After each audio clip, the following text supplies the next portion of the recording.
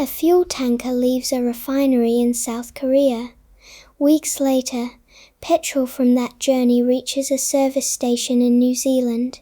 The ship may never pass close to Iran, yet a narrow waterway beside Iran can still change the price on the pump. The argument sharpened in August 2026, when Iran disputed the United States president's claim that new talks were about to begin.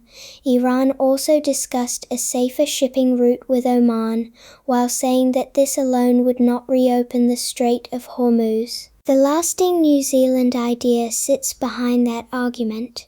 New Zealand buys most of its finished fuel from Asian refineries, but those refineries are connected to Middle Eastern oil. A disruption at Hormuz can travel through that chain before a tanker points south towards Auckland or Lyttelton. The Strait of Hormuz is the sea gate between the Persian Gulf and the Gulf of Oman. Oil and gas from several major producers must move through it to reach open ocean. In 2026, New Zealand's government described the strait as carrying about 1/4 of the world's seaborne oil trade. Around 80% of the crude oil passing through it was heading to Asian refineries. Those are the same broad refining markets that supply New Zealand with petrol, diesel, and jet fuel. That is the first important link. The label on a New Zealand fuel shipment tells you where the finished product was loaded. It does not tell you the whole journey of the crude oil that entered the refinery. The second link is price. Oil is traded in a global market. If tankers are delayed, rerouted, insured at a higher cost, or kept away by danger, buyers compete for the fuel that can still move. A cargo from a refinery outside the Gulf can become more valuable because another possible cargo has disappeared. New Zealand does not need to run physically dry for households to feel that pressure. The first effect may be a higher wholesale cost that can pass into trucking, farming, building, aviation, and the weekly price at a service station. There is another piece of the story at Marsden Point in Northland. For decades, New Zealand imported crude oil and refined much of it there. The refinery once produced roughly 70% of the country's fuel. It stopped refining at the end of March 2022 and became an import terminal. Since then, New Zealand has imported refined petrol, diesel, and jet fuel rather than processing crude oil at home. In 2025, more than 90% of that fuel came from 4 Asian countries. South Korea supplied 51%, Singapore 31%, Malaysia 9%, and Japan 3%. It is tempting to turn this into a simple story with a before and an after. Before, a refinery meant safety. After, imports meant danger. The real picture is less tidy. Marsden Point also depended on imported crude oil, much of it historically from the Middle East.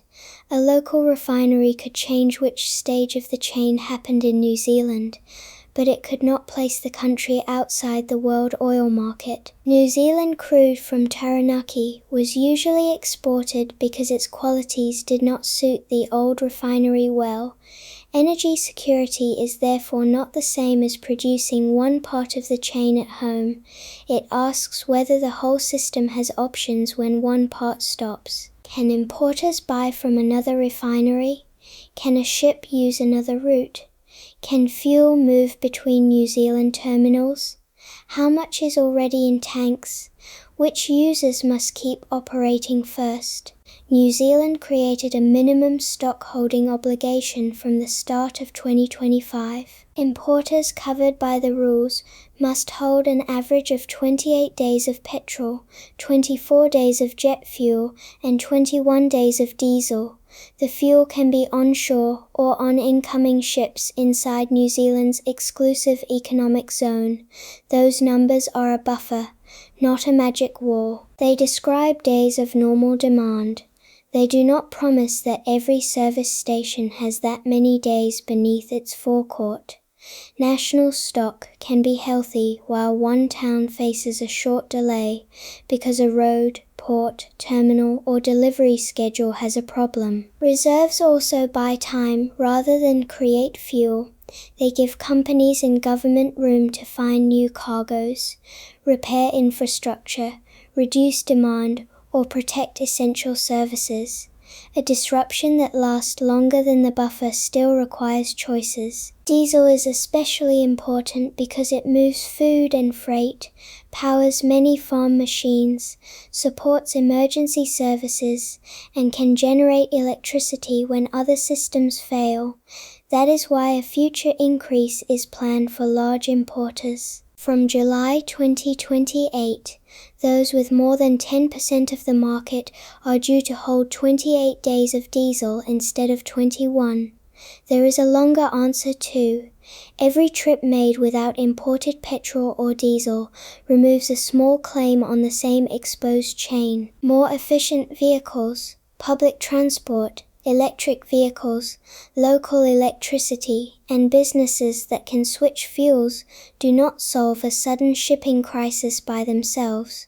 Over time, they reduce how much pressure the crisis can send into New Zealand. So when Hormuz appears in a New Zealand headline, the useful question is not, does our tanker sail through that strait?